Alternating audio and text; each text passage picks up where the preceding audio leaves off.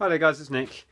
Right, I'm going to do a quick video today because I went over to the Hitchin flea market this morning. It's Friday today, and picked up an interesting find. I got a box of vintage 1970s and 80s magazines. I've bought and sold magazines on and off over the years, and it's really hit and miss, but they're quite often worth taking a gamble on.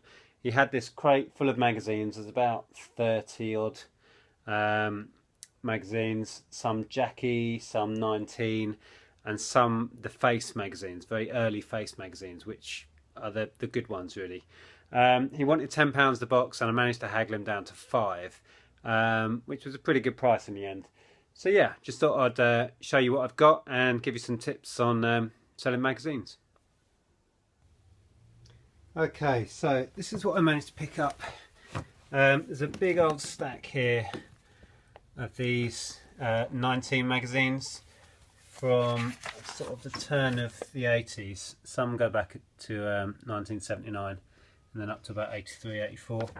It's not a great deal of value in these. It depends what the articles are. If they've got some interesting articles on pop bands of the time, they can be worth good money and selling on their own, but most of these I'm probably going to do as a bundle. But there should be some fairly good money as a bundle of those. I've been marking some of these because some interesting stuff in them. Let's have a look. Oh, this one, I've marked this. I mean, can you get any more 80s than this? These outfits are just so of the time. Yeah, let's stand in a car park and look cool. Let's not look at the camera. All moody. So 80s, you can't get any more 80s than that. So yeah, these ones, there's a few that have got some, I can't remember what I've marked in here. Yeah, see that for example, this may be worth selling on its own. It's in really good condition, and it's got this interview with Howard Jones. And if you do sell a magazine like that, it's well worth the time to take the photos of the individual articles inside as well. I saw him on stage about 3 weeks ago at that festival. So yeah, that's a good one. This one, what have we got marked in here? Yeah, see the Cure in there. A little bit of Madonna there. Culture Club. More Culture Club. Blonsky Beat. There's Jimmy Somerville, who again I saw at the 80s Reload Festival. So yeah, well worth the time to have a look through, and then when you list them, take some pictures of the artists, and then of course you can stick those artists and bands in your title and get traffic to your listing. And we've got this one. Who have we got in here? Oh no, this isn't a band. I just thought I'd highlight this. Look at that, that just screams 1980s. The hair, the makeup, everything. Cinzano itself just says 1980s to me. Wow, look at that. And then there was a few random ones. They might have some value. I haven't looked these up. Cosmo from 1980. Some of these fashion forecast magazines. 1982. So they might have interest from fashion students, or I don't know. I don't know who'd be interested, but they might have some value. Company magazine there again. And there's a few of these Jackie magazines, which again, it's all about who's in them really. They do have some value to collectors who are trying to complete them, but not a lot. What you want is ones with interesting bands. This one, for example, has got the Boomtown Rats, who again were at that festival Andrew and I went to. A nice big centerfold of them. But yeah, I don't think I've got any with anybody of any particular interest in, so I may just bundle these. But there'll be some good money as a bundle there. But the cream of the crop were these. Now this is the Face from 1984, and this, most of you will recognise, is a very young looking Annie Lennox. Sorry, that's the shop door. And these two were what made me go for the whole thing in the first place. They're Bowie front covers. I did look them up. There doesn't seem to be much value in this one, and this one I've seen sell for £10 or thereabouts on its own. And again, it's well worth, when you list it, to just take shots of the actual article. It's also got a Michael Caine article in it. What else have we got here? And Tracy Ullman. So there you go.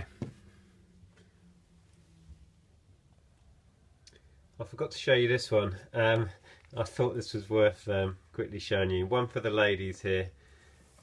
Here we have, this is Martin and Gary Kemp of Spandau Ballet fame. Look at that.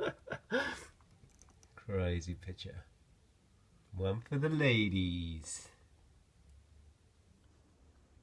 So there you go, that was my little find of vintage magazines. They're nothing particularly special, to be honest, apart from the Bowie ones, which were quite nice. But yeah, should do okay on them, and at £5 I think I did alright.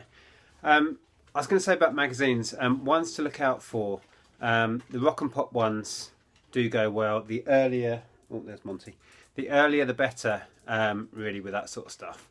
And then it's all about the bands. If you spot an old magazine that's got, I don't know, a big interview with The Cure, or you know, one of the big bands from the 80s or 70s or whatever, it's going to have some value.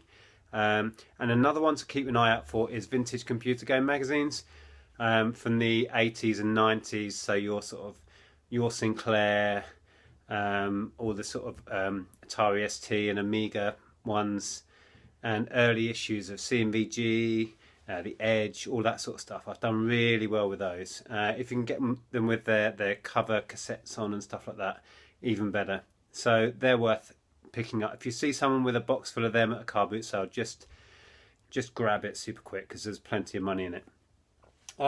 Yeah, so that's that. Another thing I thought I'd quickly show you, I've just been setting up a Playmobil castle ready to photograph. So while it's there and while I'm doing the video, I might as well show you what I'm up to. Right, so this is the castle. I picked this up a month or two back, got a really good deal on it. I think I only paid £2 or £3 for this. And these tend to sell really well. It's not in the best condition, it's missing like some doors and a few fixtures and stuff. You know, stuff should be here. I think there should be maybe a staircase coming down here, I don't know. But yeah, I should do okay on this. I've got a load of accessories with it, which I've been sorting out and setting up. So you've got these cannons, this really cool trebuchet, loads of the figures. I've just been adding weapons and shields to these figures so I can set them all up and get a little scene going on. It's well worth spending the time to set a load of figures up and just make, I don't know, just make it look cool, make it look attractive, and then take lots of pictures from different angles like this, and close-ups, and some from further back to get it all in. But yeah, loads of stuff. Horses, this cool little, like, I guess that's kind of a prison wagon, I don't know. So yeah, and then all these accessories, I'll lay all of this out just so the potential customers can see exactly what they'll be getting.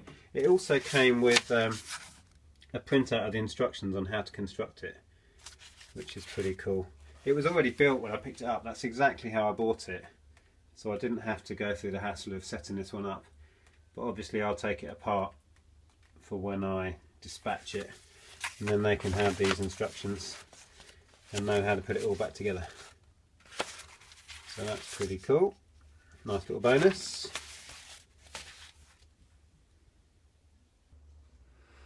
Okay, so there you go. Yeah, looking forward to getting that one listed. I've had a few of these over the years, and they tend to sell really well and quite quickly.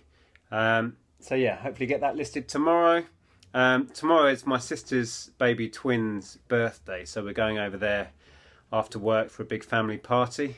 So looking forward to that one.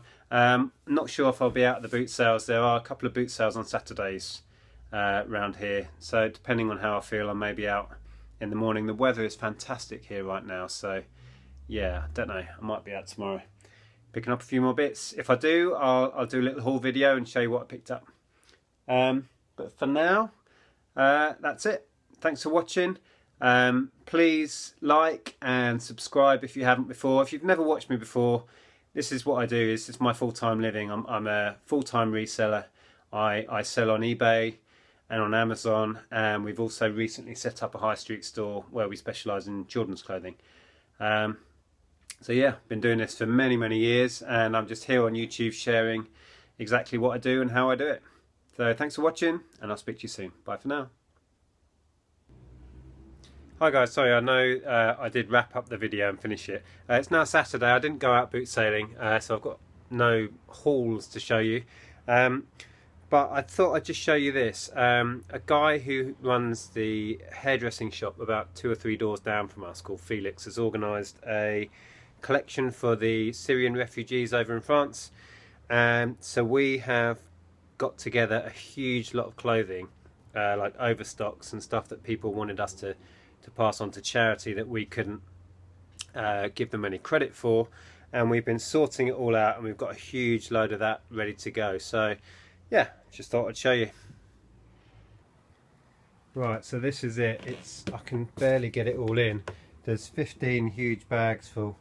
A load of shoes are going as well, and then all of these bags are absolutely round. We've labelled them all. So yeah, tomorrow, in between boot sailing, I'm going to drop all of this off at the collection point, and then they've got a fleet of vans going across to take it all to the refugees. So there you go. I thought I'd just share that. It's nice to be able to help out, because this stuff was only going to be donated to charity anyway, so now we know it's going to go direct to people that are in need. Yeah, and it should be with them in a couple of days, which is fantastic. Cheers guys, see you later.